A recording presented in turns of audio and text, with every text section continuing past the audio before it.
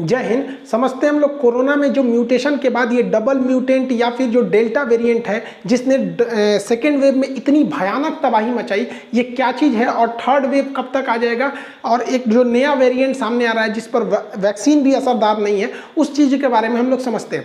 देखिए, कोरोना जो है वो निकला था तो चीन के वुहान शहर से, लेकिन जैसे जैसे ये पूरे देश में फैलता गया, इसमें कई सारे चेंजिंग आते गए।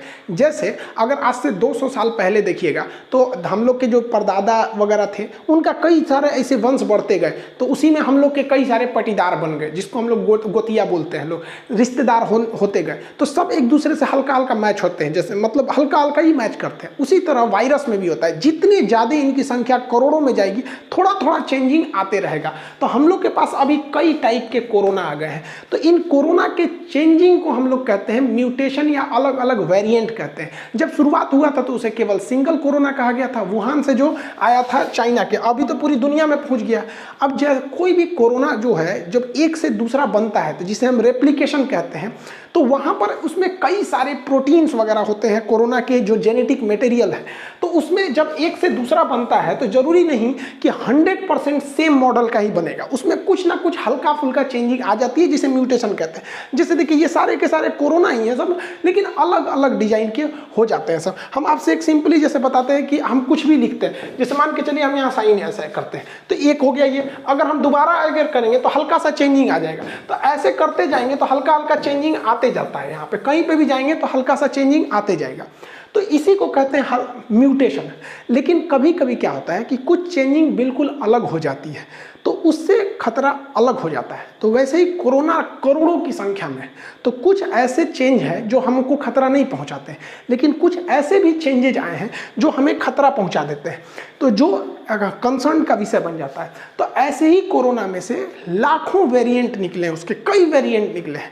तो जिस वेरिएंट से खतरा नहीं रहता है उस वेरिएंट को हम लोग ध्यान से नहीं देते हैं, लेकिन कुछ ऐसे भी चेंजिंग होते हैं जो हमें खतरा दे देते हैं।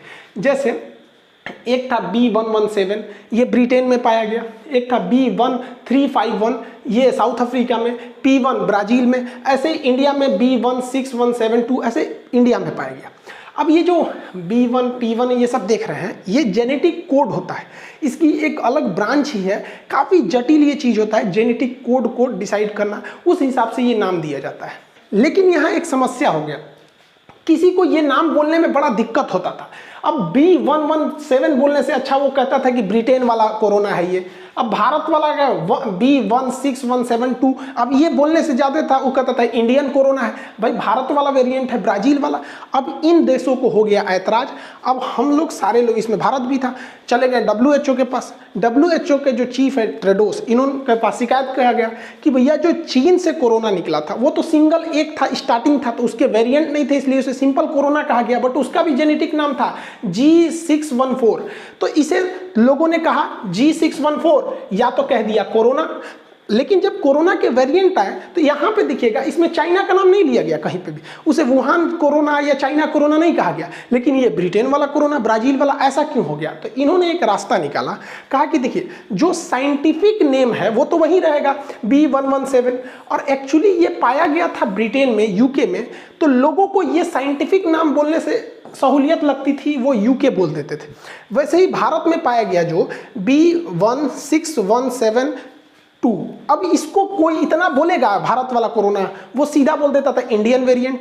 इसलिए WHO ने इसके लिए ग्रीक वर्ड कहा कि जो वैज्ञानिक हैं वो आज भी इसी को बोलेंगे, लेकिन जो कॉमन आदमी है, जो नॉर्मल लोग हैं, वो इस देश को डिनोट ना करके ग्रीक नाम से, अब जो ब्रिटेन में पाया गया उसे अल्फा वेरिएंट कह दिया गया, जो साउथ अफ्रीका में पाया गया उसे बीटा वेरिएंट, जो ब्राज़ील में पाया गया उसे गामा वेरिएंट कर दिया गया।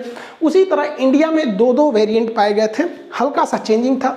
एक था B16172, एक B16171। तो एक का नाम रखा गया डेल्टा वेरिएंट, एक का नाम रखा गया कप्पा वेरिएंट। तो जिसमें सबसे ज़्यादा खतरनाक अगर कोई है तो वो डेल्टा वेरिएंट है। इसी ने भारत में सेकेंड वेव में इतनी तबाही मचाई, लाखों लोगों का जान ले गया।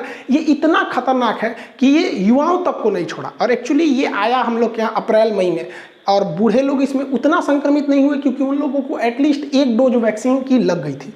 तो भारत पूरी दुनिया में अभी ये सबसे खतरनाक इशू बना हुआ है डेल्टा वेरिएंट। अब अगर WHO ने ऐसा नाम नहीं जुगाड़ किया रहता तो आज पूरी दुनिया में लोग क्या कहते हैं कि इंडियन वेरिएंट बहुत खतरनाक है, इंडियन वेरिएंट बहुत खतरनाक है। ससुरा जहाँ से चाइना से शुरू हुआ, चाइना का नाम ही नहीं बदनाम होता और हम लोग खामखा में पीस जाते। इस वजह से इस तरह के नाम दिए गए, लेकिन साइंटिस्ट आज भी इसके जेनेटिक कोड के नाम से ही बुलाते हैं।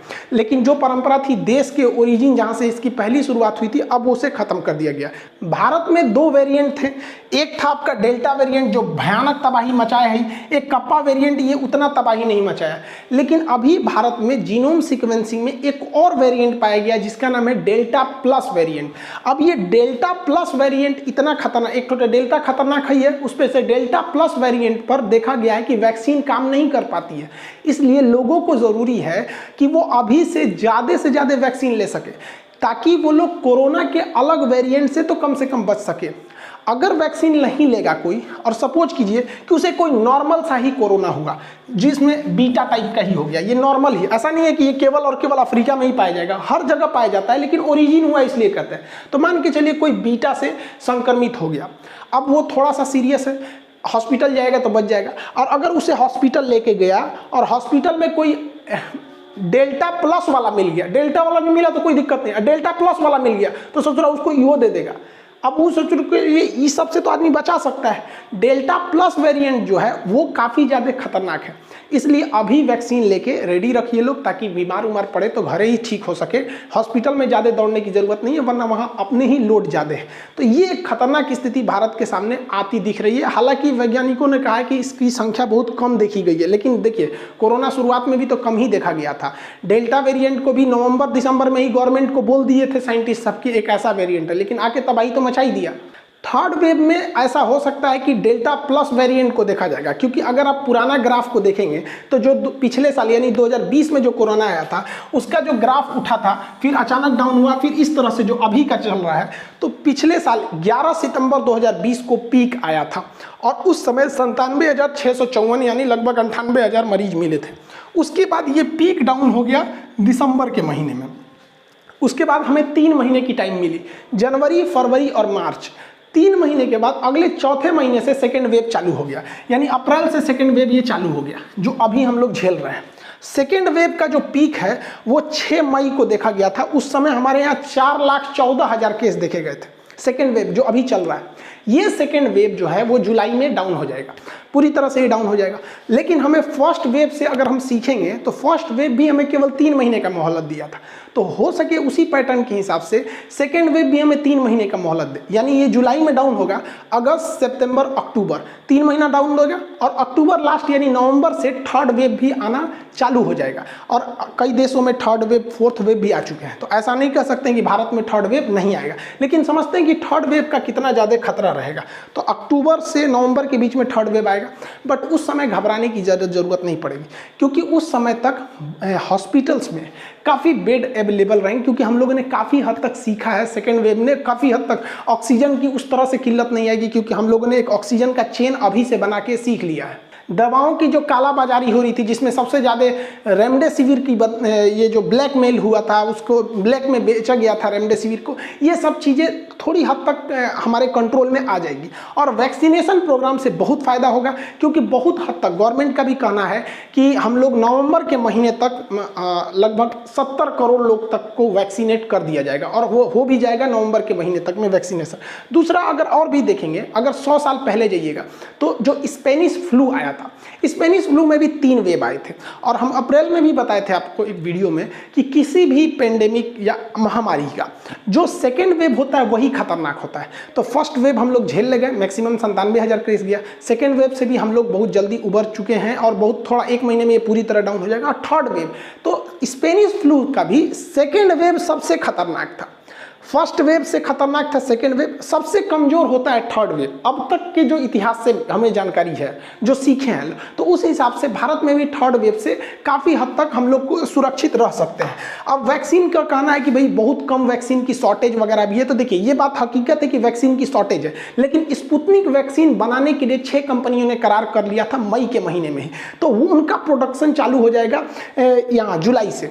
और जो सीरम इंस्टीट्यूट है, इसने भी अपनी अलग से सप्लाई लाइन, कुछ अलग से फैक्ट्रीज भी डाली थी, कई सारे कंपनीज ने फैक्ट्री डाली थी, वो सारी की सारी फैक्ट्रीज जुलाई तक चालू हो जाएंगी। और जुलाई में अमूमन हम लोग वैक्सीन की काफ़ी ज़्यादा डोजेज, हमको हर तरह की अगर वैक्सीन मिला देंगे, स्पुतनिक हो गया भारत में और कोविशील्ड, कोवैक्सीन, तो ये काफ़ी बड़े पैमाने पर होगा। तो अभी 2 हफ्ते तक वैक्सीन की किल्लत देखी जा सकती है। हालांकि कई जगह वैक्सीन की किल्लत है तो कई जगह वैक्सीन अवेलेबल है तो कोई लगा नहीं रहे, लेकिन वैक्सीन की किल्लत जुलाई से दूर हो जाएगी और एक अच्छे खासे अमाउंट को हम लोग थर्ड वेव से पहले ही वैक्सीनेट कर चुके रहेंगे। और अगर हम देखेंगे तो भारत में अभी 3 ही वैक्सीन लग रही है और स्पुतनिक तो रसिया की है, इसमें दोनों डोज अलग अलग दवाइयों का है, एक ही का नहीं है। बाकी सब में एक ही है, गैप करके दूसरा लगा देना होता है। अभी काफ़ी मतलब कन्फ्यूजन है लोगों को कि कितने दिन पर दूसरा डोज लगाया जाए। तो कोवैक्सीन है, ये तो बहुत कम लोगों को लगा और ये 28 दिन के गैप पे लगा है।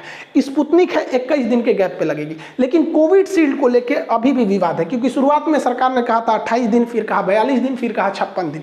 लेकिन देखिए, कुछ लोगों का कहना है कि वैक्सीन की शॉर्टेज की वजह से ऐसा डिसीजन लिया गया। देखिए, ये पूरी तरह से मतलब निराधार बातें हैं। कई देशों में, यूरोपीय यूनियन ने कहा है कि 12 सप्ताह का, जबकि ब्रिटेन ने कहा है कि 8 सप्ताह का, WHO कह रहा है कि 12 से 16 सप्ताह का गैप कीजिए। तो एक एवरेज निकाल के हम आपको बता रहे हैं, सप्ताह में लोगों का दिमाग ये काम नहीं करता है कि कितना दिन बोलना चाह रहा है। तो अगर आपने कोविशील्ड लगा रखी है, अमूमन आपको कोविशील्ड ही लगा होगा, हम भी कोविशील्ड ही लगाए हैं, हमको भी अब लगभग 35 दिन के आसपास हो गया लगाए हुए। तो कोविशील्ड का अभी के समय में आप 80 दिन के आसपास में लगवा दीजिए। 80 दिन के 1-2 दिन पहले भी हो सकता है, मतलब चलिए 80 से 90 दिन के बीच में आप लगा लीजिए। अब बाकी दिमाग मत लगाइए कितना सप्ताह कितना नहीं, जोड़ के 80 से 90 दिन। अगर आप इतना दिन पे लगवाते हैं तो आप लगभग आपका 90% आपको मतलब सिक्योरिटी मिल जाती है, अप्रॉक्स 90%। और अगर आप 56 या 42 दिन पे लगवा लेते हैं तो वही आपका 65 से 70% आपकी इम्यूनिटी बनती है वहाँ पे। तो यही सही है 80 से 90 दिन। मिक्स डोज पर भी अभी रिसर्च चल रहा है कि मतलब पहला डोज कोई और, दूसरा डोज कोई और, जैसे पहला फाइजर लग जाए, दूसरा मॉडर्ना लग जाए। अगर आप भारत में देखेंगे तो इसी तरह कि पहला मान के चलिए भारत बायोटेक का लग जाए कोवैक्सीन, दूसरा लग जाए कोविशील्ड। अब इसमें भी कई तरह के ट्रायल किए जाएंगे। पहले कोवैक्सीन लगा के देखा जाएगा, बाद में कोविशील्ड। अब कुछ मरीज को क्या किया जाएगा, पहले कोविशील्ड लगाया जाएगा, बाद में कोवैक्सीन लगाया जाएगा। उसके बाद देखा जाएगा कितनी इम्यूनिटी आ रही है, कितना नहीं हो रहा। एक लंबा प्रोसेस चलेगा यहाँ पर। कुछ लोगों को गलती से लगा भी दिया गया तो ऐसे घबरा रहे हैं कि बहुत ज़्यादा दिक्कत है। ऐसा कोई दिक्कत नहीं होगा। हाँ, ये बात है कि अभी ये चीज़ें अंडर ट्रायल है, उसका डाटा नहीं है, इसलिए लोगों को ऐसा नहीं लगाना चाहिए था। जब इस पर डाटा आएगा तो ये भी आपको कुछ दिन में देखने को मिलेगी मिक्स डोज लगाने के लिए। कुछ गलतफहमियां जो है वो थर्ड वेव को बुलावा दे देगी। अब जैसे अभी एक चीज़ देखे होंगे कि किस वैक्सीन के डबल डोज लेने के बाद इनका शरीर मैग्नेटिक हो गया। एक चीज़ आप ध्यान से देखेंगे, इनका जितना मैग्नेटिक हुआ है वहीं हुआ है जहाँ कपड़ा नहीं है। एक चुंबक अगर बना रहता है तो चुंबक को कपड़ा से क्या मतलब, वो तो अंदर से भी चिपक जाता है। तो देखिए, जहाँ जहाँ ये गंजी पहने हैं वहाँ इनका थरिया लोटा नहीं चिपका है और वहीं पर चिपक गया। देखिए, ऐसी घटना जो होती है ये बहुत ज़्यादा उस नहीं है।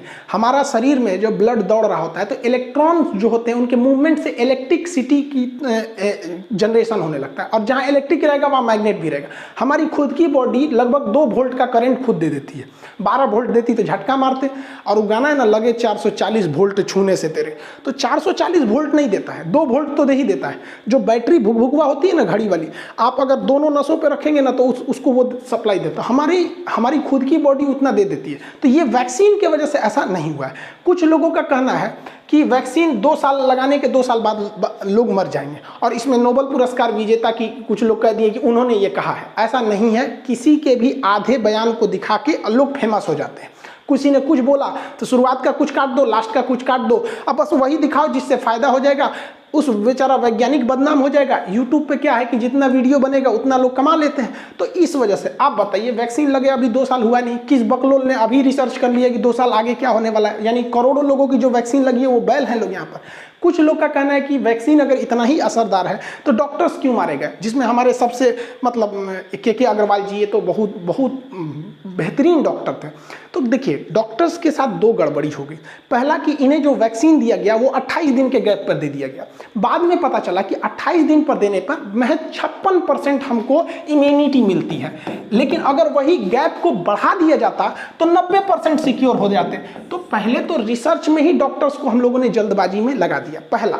दूसरा कि एक डॉक्टर के पास जाइएगा, कोरोना जहां वो बेचारा डॉक्टर रहता है पीपीई किट में बेचारा पूरा पसीना से भीगा रहता है, दाहिने बाएं ऊपर चारों ओर कोरोना के मरीज रहते हैं।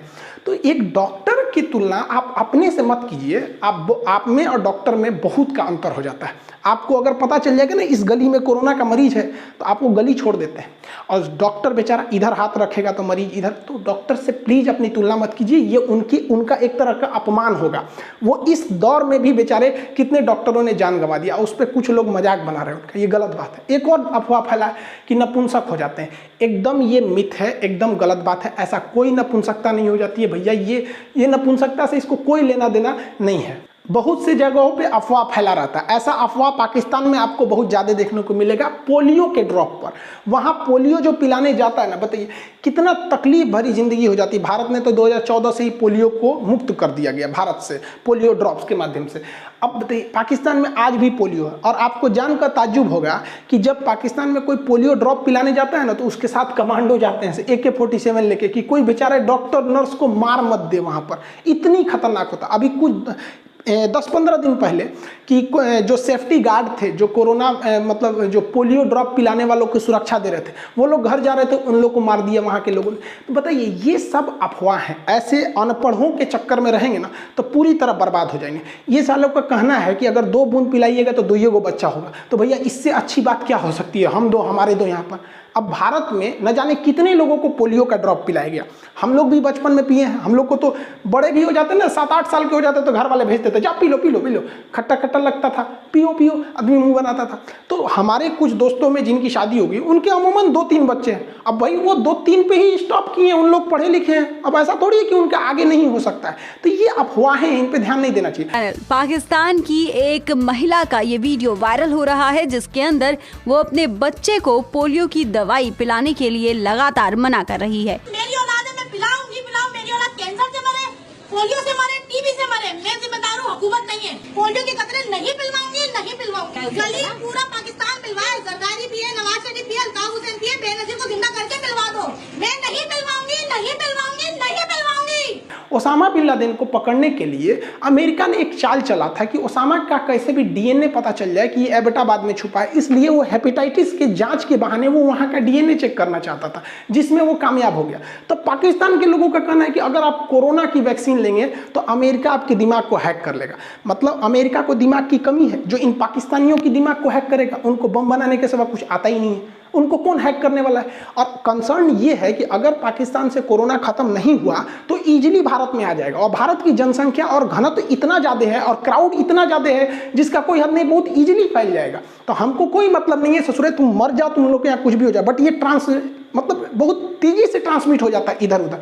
तो ऐसे अनपढ़ के चक्कर में नहीं रहना है। उस ससुरे अपनों डूबेंगे, आपको भी डुबा देंगे। कुछ लोग कह रहे हैं कि 3rd वेव में केवल बच्चों को ही असर होगा, ऐसा नहीं है। बच्चों को कोरोना होता भी है तो वो नॉर्मल ठीक हो जाते हैं। बच्चों के लिए भी वैक्सीन ट्रायल की जा रही है। फाइजर ऑलरेडी यूरोप और अमेरिका में इसका ट्रायल चालू कर दिया है। भारत बायोटेक ने भी बच्चों के लिए वैक्सीन का ट्रायल चालू कर दिया है। और अगर बच्चों को कोरोना होता भी है तो घबराने की जरूरत नहीं है। उनका कोरोना नॉर्मल सिम्टम्स दिखते हैं, खांसी बुखार सर्दी होता है, होम आइसोलेशन से ठीक हो जाते हैं। इनमें कोई ज़्यादा केयर की जरूरत नहीं होती। सरकार भी कुछ गलती करती है।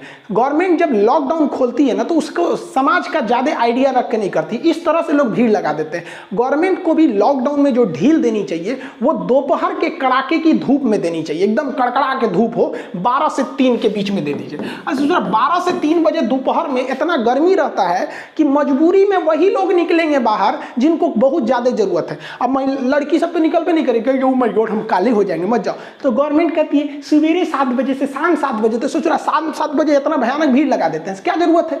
और कहती है बहुत जरूरी हो तभी निकलिए। अरे हिंदुस्तान है यहाँ लोगों को घर में मन नहीं लगता है।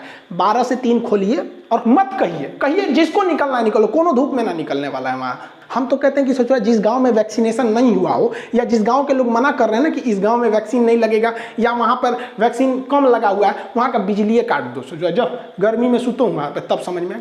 एक आदमी हमसे कह रहे थे कि अगर कोई वैक्सीन नहीं लगाए तो उसे जबरदस्ती नहीं करना चाहिए। काहे नहीं करना चाहिए भैया, तू वैक्सीन नहीं लगाएगा तो तेरा कोरोना हो जाएगा, तू 10 आदमी को फैला देगा वहाँ पर। तो भाई ये कुतर्क है, ये तर्क नहीं, ये कुतर्क, मतलब अपने वाले करेंगे। तो कुछ ऐसे लोग होते हैं ना जो केवल पैदा हुए हैं किसी भी चीज़ में कमी निकालने के लिए। इस ससुरों के चक्कर में वैक्सीनेशन का प्रोग्राम धीमा चल रहा है। और रही बात इसमें वैक्सीन की, तो जुलाई से इसका भी प्रोडक्शन बहुत तेज़ी से हो जाएगा और हम लोग थर्ड वेव से ईजिली निकल जाएंगे। घबराने की ज़रूरत नहीं है, बस थोड़ा सा हाँ ये कंसर्न है कि जो डेल्टा प्लस वेरिएंट है वो ज़्यादा खतरनाक है, लेकिन बाकियों के प्रति अगर हम लोग अपनी इम्यूनिटी बना लेते हैं वैक्सीनेशन से तो बहुत ज़्यादा खतरे की बात नहीं है। और वीडियोज़ में भी काफ़ी लंबा गैप हो गया। एक्चुअली मेरे दोस्त को कोरोना हो गया था और ये डेल्टा वेरिएंट कितना खतरनाक है आप सबको पता है, लेकिन आप सबकी दुआएं काम आई। मेरा दोस्त बिल्कुल अच्छा होके वेंटिलेटर पे चला गया था बेचारा, उसका ऑक्सीजन लेवल 55 हो गया था, लेकिन आप सबकी दुआओं से अब वो पूरी तरह से ठीक होके घर पे आ गया। जब वो हॉस्पिटल में एडमिट था तो कुछ काम तो वहाँ बेचारे मरीज बोर होते रहते, तो आप लोग के कमेंट्स पढ़ते रहता था, तो हमसे बोलता था भाई जाओ ना एप्लीकेशन पे क्लास लो, यूट्यूब पे लो, सब परेशान है क्यों नहीं ले रहे हो। हम कहे यार तुम खुद सोचना कैसा लगेगा, तुमको ऑक्सीजन लगा हुआ है, हम वहाँ जाके क्लास लेंगे, कैसा, कभी कोई पढ़ा ही नहीं पाएगा मन से वहाँ पर। तो अभी बिल्कुल अच्छा हो गया। वो कमेंट्स पढ़ रहा था तो बहुत से लोग कह रहे थे कमेंट में सर आपके दोस्त बहुत जल्दी ठीक हो जाएंगे, हम ऊपर वाले से प्रार्थना करते हैं। तो इतना पढ़ के खुश हो रहा था, हमको दिखाता था, कभी बीच में जाते थे तो देखिए यार हमारे लिए भी लोग दुआएं मांग रहे हैं। हम कहिए यार यही तो इस देश की खूबसूरती है। लेकिन इस कोरोना ने बहुतों का घर उजाड़ दिया, लेकिन जो भी है जहाँ अब जितने लोग हैं वो सुरक्षित रहें। बहुत खतरनाक है। देखिए ये कोरोना कितना खतरनाक है ये उसी से समझ सकते हैं जिन्होंने इसको झेला है, जो इसे करीब से देखा है, वो कभी इसको मजाक में नहीं ले सकते। अगर आप तीसरे चरण से बचना चाहते हैं तो अपने दोनों चरणों को प्लीज़ घर के अंदर रखिए। आई होप आप इस सब वेरिएंट्स वगैरह को समझे होंगे। अब वीडियोस भी अब कंटिन्यू रहेंगी। मिलेंगे नेक्स्ट क्लास में। जय हिंद।